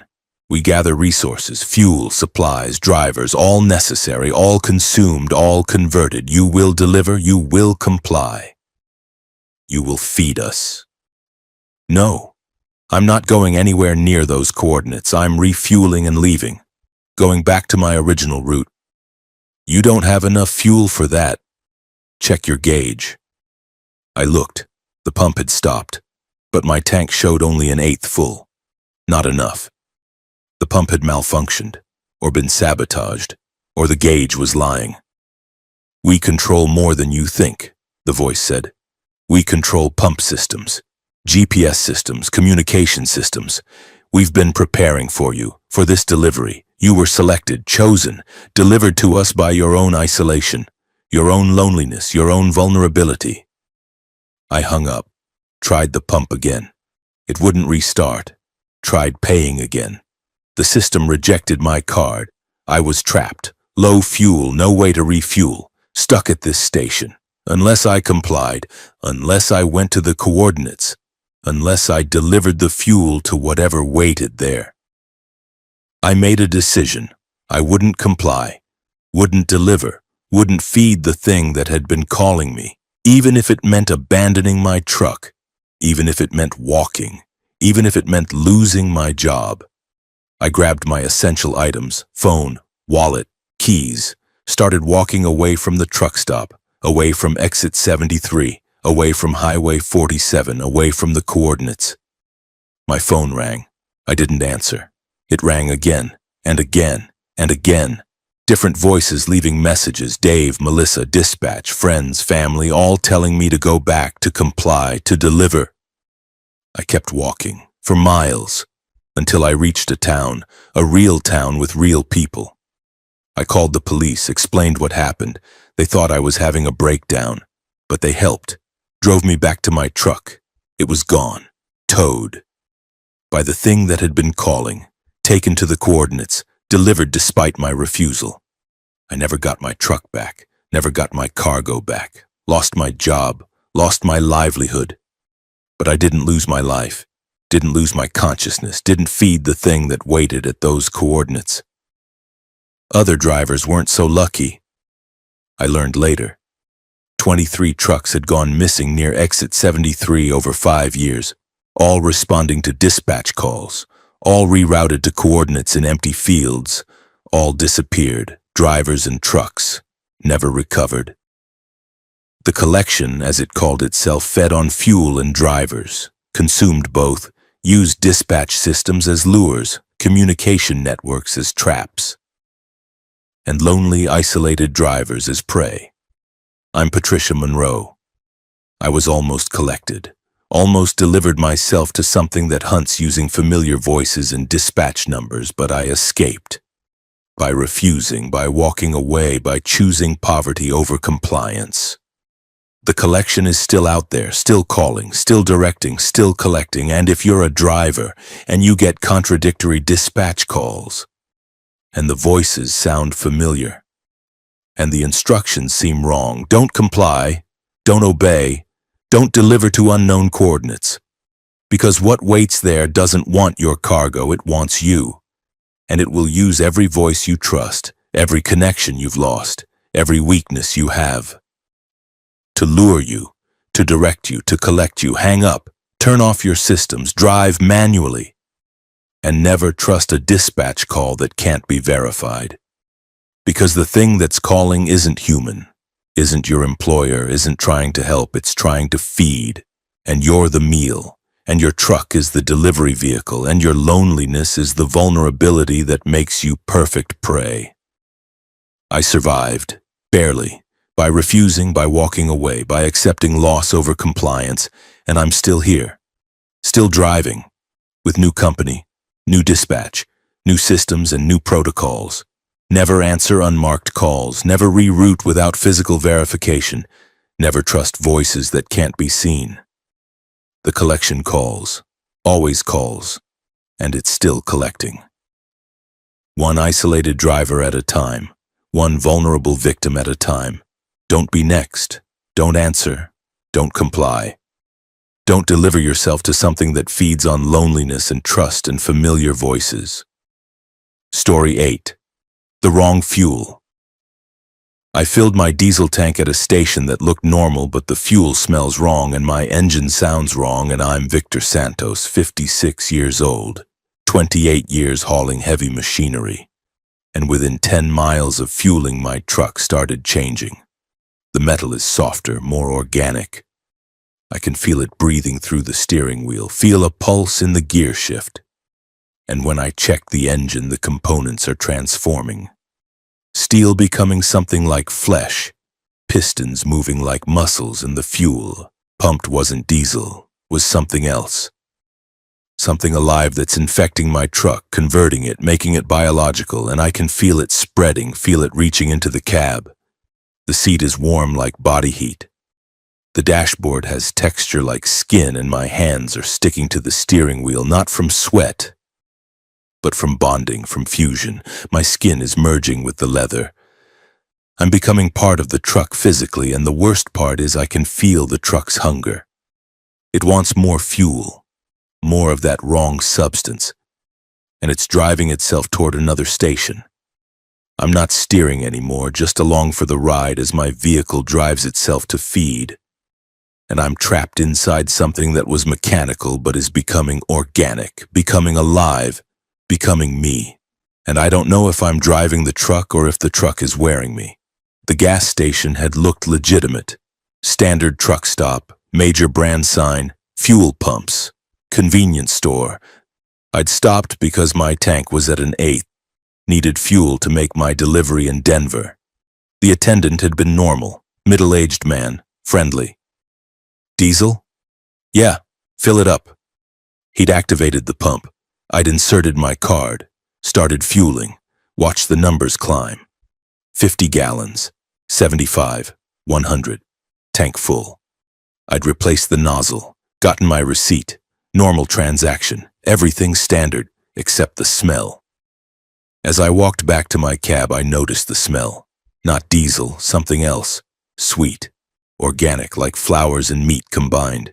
Strange, but not alarming. Maybe they'd cleaned the pumps with new solvent. I started the engine. It caught, ran, but sounded different. Not the usual diesel rumble. Something smoother, wetter, almost like breathing. I attributed it to my imagination. Tired ears, long drive. 10 miles down I-70, things got worse. The engine sound changed dramatically, not mechanical anymore, organic, pulsing, like a heartbeat.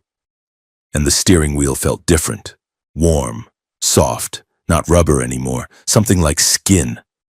I pulled over, popped the hood, looked at the engine, and my stomach dropped. The engine block was different, not steel, not metal, something pink and pulsing. The pistons moved like muscles. The fuel lines looked like veins. The entire engine was transforming, becoming biological, becoming alive. What the hell? I touched the engine block. It was warm, body temperature, and it reacted to my touch. Contracted, like flesh flinching.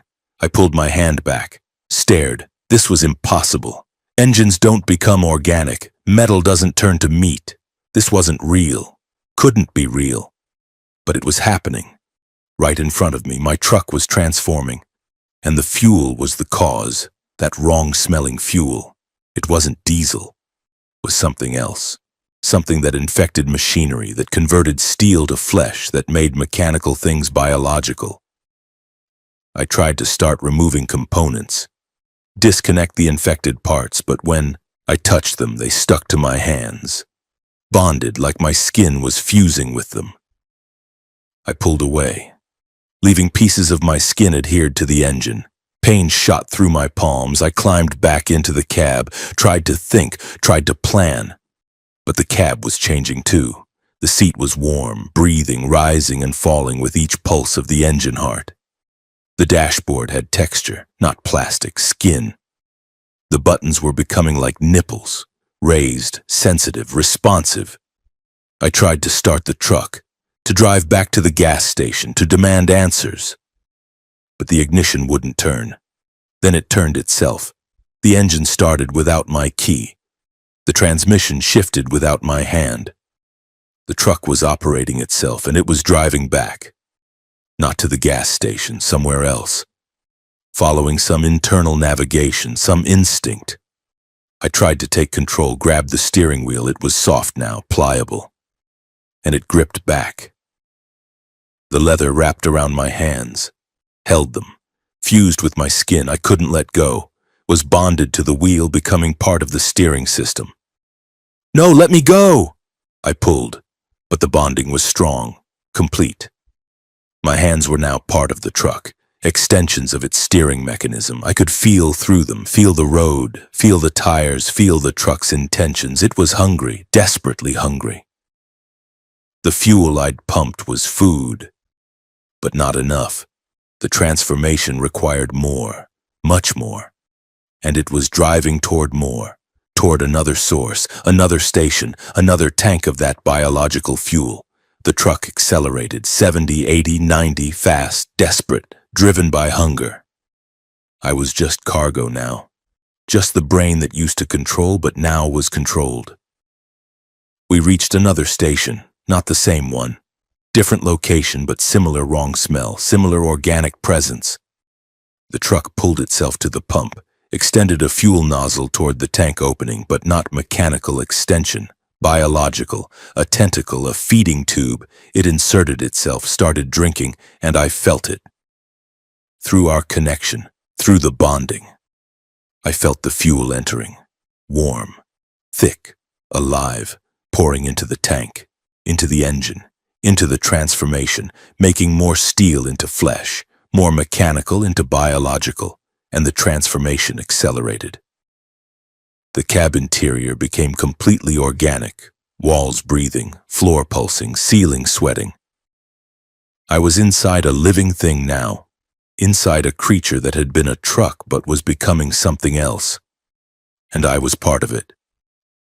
My hands fused to the wheel, my feet fusing to the pedals, my back merging with the seat. I was being absorbed, integrated, made into biological components. The truck wasn't wearing me. We were merging, becoming one organism. "Please," I whispered, "please stop." But it couldn't stop, didn't want to stop. This was evolution, transformation, machinery becoming biology, technology becoming life. And I was the pilot program, the test case. The first driver to fuse completely. The truck finished feeding, pulled out of the station, drove on. Not toward Denver, not toward any human destination, toward somewhere else, somewhere that called to it. Somewhere that all transformed vehicles eventually went. Hours passed, or days. Time lost meaning as I lost myself, lost individuality. I wasn't Victor anymore. I was we, truck Victor. Vehicle driver merged into single entity. I could feel the engine, was the engine, could feel the wheels, was the wheels, could feel every system, was every system. We drove to a gathering place, a lot where other transformed trucks waited, dozens of them, all biological, all pulsing, all merged with their former drivers, all evolved into new forms, mechanical biological hybrids, living vehicles. We parked among them, and I felt their presence, felt other driver trucks, other merged entities, all former humans, all former vehicles, all transformed by wrong fuel from wrong stations, all brought here to this collection point, this hive.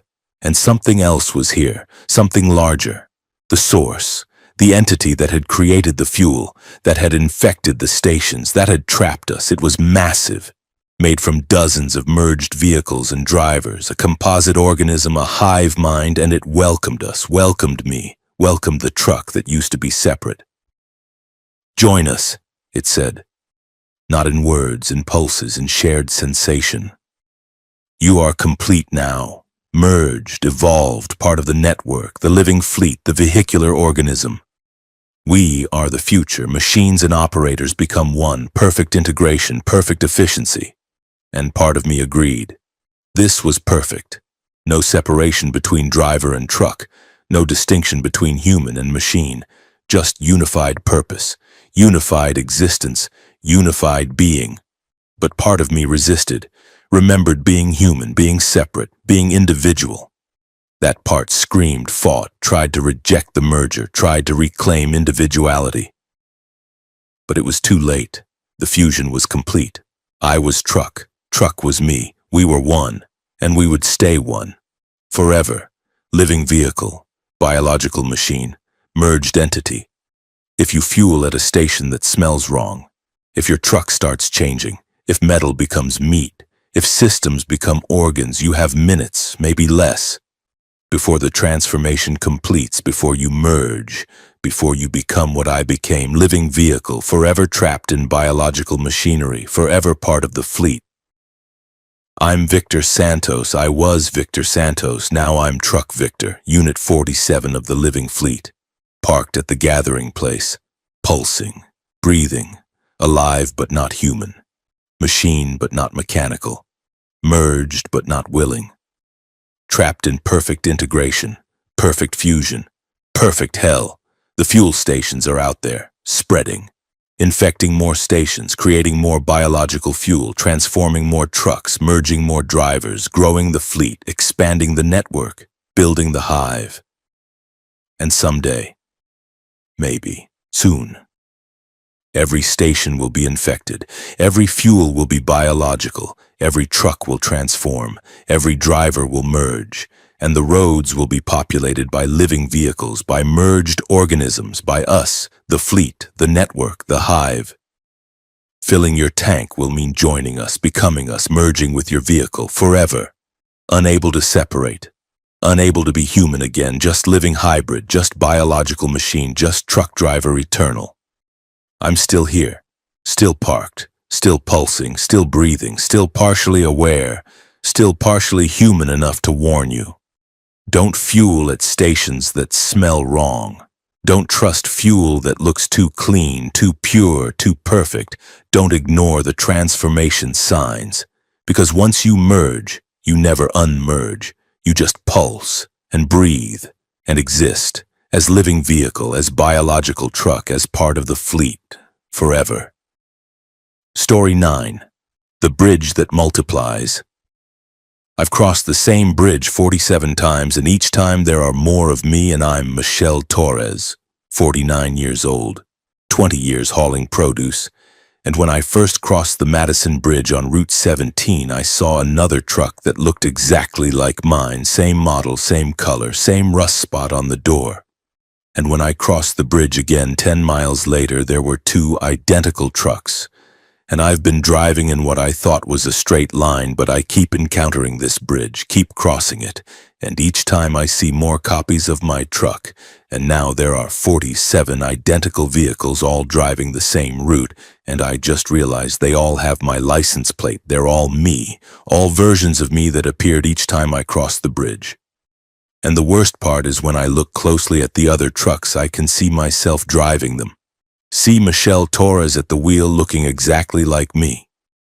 And some of the copies are ahead of my decisions. They turn before I decide to turn. They brake before I decide to brake. And some are behind. They're still deciding things I've already done. And I'm starting to understand that this bridge doesn't just cross water, it crosses timelines. And each crossing creates a split, a new branch where a copy of me continues on a slightly different path. And all 47 versions are converging, getting closer to each other, and I don't know what happens when we all occupy the same space. When 47 Michelle Torres and 47 identical trucks try to exist in the same moment, do we merge? Do we cancel out? Do we create something new? Or do we simply stop existing? The first crossing had been normal. The Madison Bridge. Steel. 2 lanes. Spanning the Sacramento River. Standard infrastructure. I'd crossed it heading north on Route 17 toward Oregon. Standard route. Standard day. But as I came off the bridge, I saw another truck. My truck. Exact same Freightliner Cascadia. Same white paint. Same rust spot on the driver's door. Same dent in the right rear panel. Identical. I thought coincidence. Same model, same wear pattern. Unusual but possible. I continued driving. 10 miles later, I encountered the bridge again. But I'd been driving straight, north, no turns, no curves. How was I back at the same bridge? I checked my GPS. It showed me on Route 17, heading north, miles from the Madison Bridge. But there it was, ahead of me. The same bridge. I crossed it, and this time I saw 2 trucks, both identical to mine, same everything, both ahead of me, both driving north, both following my exact path. Something was very wrong.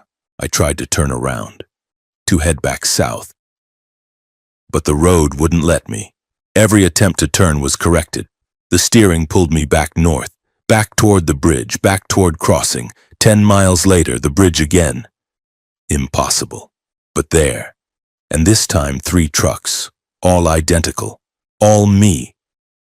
I could see the drivers now, could see their faces, could see myself. Michelle Torres. 3 copies, all driving, all confused, all aware of each other. I tried to speed up, to break ahead, to escape the loop. But I couldn't outrun the bridge, couldn't avoid the crossing. Every 10 miles, every crossing, more of me appeared. After 10 crossings, there were 10 trucks, all Michelle Torres, all identical, all driving in formation. And I started noticing differences, subtle differences. Some versions were ahead in time. They turned before I thought to turn. They braked before I decided to brake. They were experiencing moments I hadn't reached yet. They were future versions. Others were behind, still making decisions I'd already made, still experiencing moments I'd passed. They were past versions. The bridge was splitting timelines. Each crossing created a branch, a new version of me, a new Michelle who experienced slightly different moments, slightly different choices. And all the versions were converging on the same route, the same highway, the same destination. After 20 crossings, I could see 20 trucks, and they were getting closer, formation tightening. We were no longer scattered, we were grouping, converging, and I realized eventually we'd overlap, occupy the same space. And then what? What happens when 20 versions of one person exist in one location? After 30 crossings, the trucks ahead were only yards away. I could see their tail lights, could hear their engines, could sense their presence. And they were me, all me, thinking the same thoughts, experiencing the same fear, all wondering what would happen at convergence. After 40 crossings, I could reach out and touch the truck beside me. We were that close, parallel, inches apart. I looked at the driver. She looked at me. Same face, same expression, same terror. We were identical moments, identical decisions, identical existence. Only the crossing number separated us. After 47 crossings, we began to merge, not physically, spatially. The trucks started occupying the same space, phasing into each other. And I felt it, felt the other versions, felt their thoughts, their sensations, their experiences. All 47 Michelle Torres consciousnesses beginning to overlap. And it was overwhelming. 47 streams of thought. 47 sets of sensations, 47 perspectives. All trying to fit into one mind, into one awareness. I couldn't process it, couldn't contain it. My brain wasn't built for this, wasn't designed to be 47 people simultaneously. I started losing distinction, couldn't tell which thoughts were mine, which memories belonged to which version, which decisions came from which timeline. I was fragmenting, spreading across 47 iterations, becoming less one person and more a distributed consciousness. And the bridge kept appearing every 10 miles, and every crossing added more, 48, 49, 50. The convergence accelerated, more versions piled into the same space. More consciousness overlapped, more Michelle Torres became one. Michelle Torres but amplified, multiplied, overwhelmed. At 63 versions I understood. The bridge wasn't crossing water.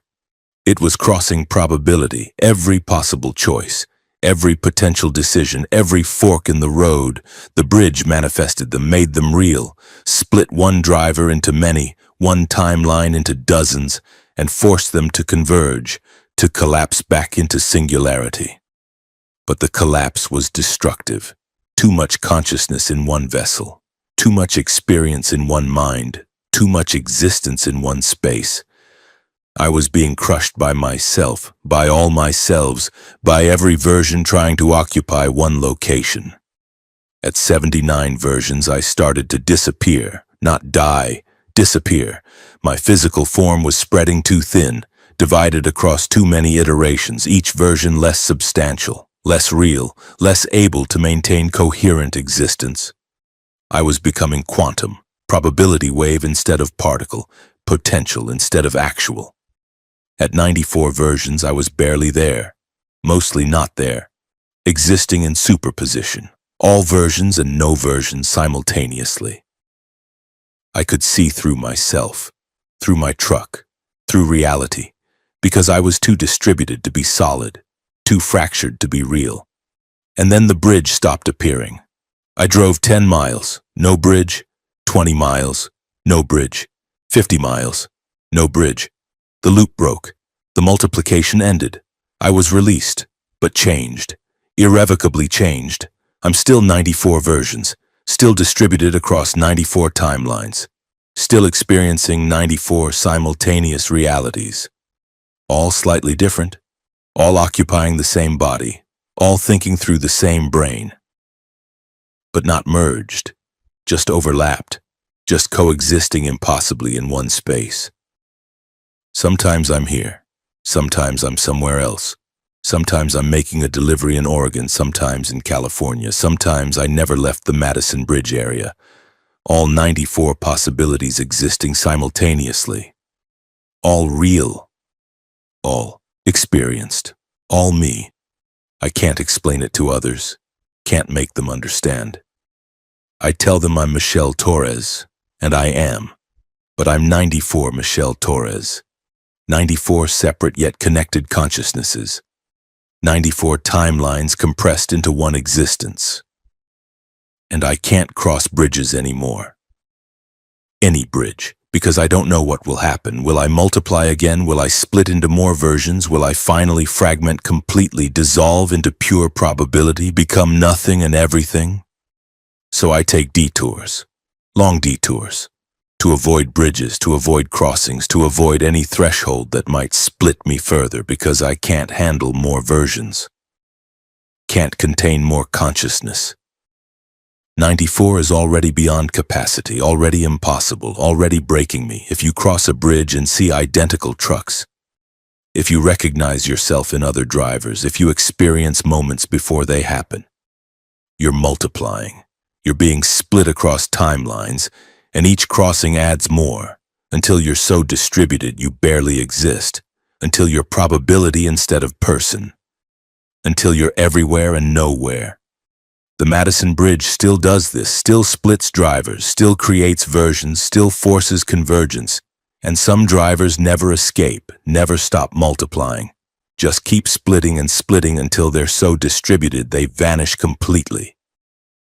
Dissolved into infinite versions across infinite timelines, gone but not dead, just too scattered to be real. I'm Michelle Torres, 94 times over, distributed, overlapped, quantum, and I'm barely holding together, barely maintaining coherence, barely staying real. Because the bridge didn't just cross water, it crossed me, split me, multiplied me, and I'll never be singular again. Never be just one person, just one timeline, just one existence. I'm many, and many is breaking me, slowly, surely, inevitably, until I become pure potential, pure probability, pure nothing spread across pure everything, and I disappear. Not into death, into distribution, into being too many places to be anywhere. Too many times to be any time, too many versions to be any version, the bridge that multiplies, Route 17, Madison Bridge. Still there, still splitting, still multiplying, don't cross it, don't multiply, don't become many, because many is worse than death. Many is dissolution. Many is losing yourself to yourself. Many is hell. Story 10. The Last Mile. I've been driving my last mile for 72 hours and it never ends, and I'm Gregory Walsh, 64 years old, 40 years hauling freight. And this is my final load before retirement, my last delivery, my final mile. And I started that final mile 3 days ago but haven't finished it. The destination stays exactly 1 mile away no matter how long I drive. And my odometer has added 3,000 miles, but the GPS still says 1 mile to destination. And I've been driving without sleeping, without stopping. Just constant forward motion for 3 days, but that last mile never completes. And I'm starting to understand that retirement means stopping, means ending, means finishing the last mile, and some part of me doesn't want to stop, doesn't want to retire, doesn't want to finish. So the last mile has become eternal, has become infinite, has become my purgatory. And I'm aging in this mile, I can see it in the mirror. Days passing in hours, weeks passing in days. I'm getting old so fast, graying, wrinkling, deteriorating, and I know when this mile finally ends, I'll be dead. Retirement means death for drivers like me who've been moving for 40 years, who don't know how to be still, who exist only in motion. And the last mile is stretching to accommodate my fear, giving me infinite movement before the final stillness, infinite driving before the permanent stop. And I don't know if I want it to end or want it to continue. Don't know if I'm blessed or cursed. Don't know if this eternal last mile is mercy or torture. But I'm still driving, still moving, still trying to finish 40 years of motion with 1 mile that never ends. The last load had been perfect, symbolic. 1 pallet of supplies to a distribution center 43 miles away. Simple, easy, my final delivery after 40 years, after millions of miles, after 4 decades of constant motion. This would be the one that let me stop, that let me retire, that let me rest. I'd said goodbye to my dispatcher, shaken hands, accepted congratulations. 40 years. Legend, Greg, enjoy retirement. I will, been waiting for this. Had I? Had I really been waiting? Or had I been dreading it? The stopping, the stillness, the end of motion. For 40 years I'd been moving, always driving, always en route, always between, never arrived, never still, just perpetual motion. And now I was supposed to stop, supposed to park, supposed to never drive again. The thought terrified me. What was I without the truck, without the road, without the movement, just a retired driver, just a former trucker, just someone who used to be someone. I started the last delivery, 43 miles. Should take an hour, less. Easy drive. Final mile would be the end, the completion, the retirement, the death of my driving life. But when I reached mile 42, when only 1 mile remained, something changed. The mile didn't pass. I drove, and drove, and drove, but the GPS still said 1 mile to destination. The odometer kept climbing, but the distance didn't decrease. I'd been in the last mile for 1 hour, then 2 hours, then 5 hours. Still driving, still moving, still 1 mile from destination. The last mile had become infinite, had stretched to contain my fear, had expanded to accommodate my unwillingness to stop. After 12 hours, I realized, this was my doing. some part of me, some subconscious part, refusing to finish, refusing to stop, refusing to retire, and the universe had obliged, had given me what I wanted, infinite last mile, eternal motion, never stopping, never arriving, never retiring, but at a cost. I was aging, fast, unnaturally fast. I could see it in the mirror, my hair graying in hours, my face wrinkling in minutes, days passing in moments. The last mile was eternal. But I wasn't. I was deteriorating, rapidly, paying for the stretched time with compressed aging. After 24 hours, I looked 70. After 48 hours, 80. After 72 hours, 90, skeletal, frail, barely able to grip the wheel, but still driving, still moving, still refusing to complete that last mile. I tried to stop, tried to park, tried to finish the delivery, but I couldn't. My body moved automatically, kept driving, kept going, trapped in the last mile, trapped by my own fear, trapped in eternal motion. And I realized, this is what happens to drivers who can't stop, who identify too completely with the motion, who are the road. We don't retire, we just drive the last mile, forever, aging, dying, but never arriving, never stopping, never resting.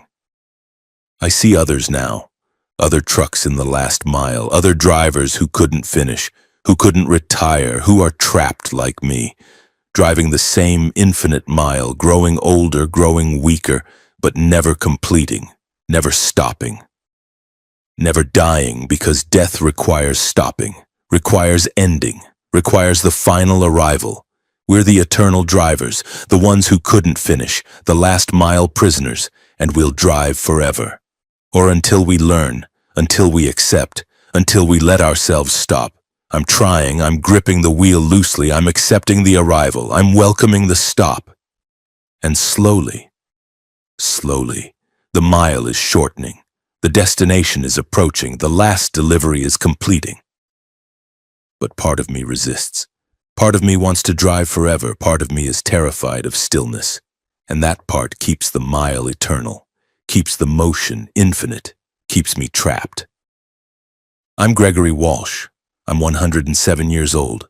I've been driving my last mile for 72 hours, for 3,000 miles, for an eternity compressed into days. And I'm still here, still driving, still 1 mile from retirement, from stopping, from death. And I don't know if I'll ever arrive. Don't know if I'll ever let myself. Don't know if the last mile will ever end, or if I'll drive it forever. Until I age into dust, until the truck rusts into nothing, until motion and driver become one eternal thing, forever between, forever not arrived, forever in the last mile that never ends.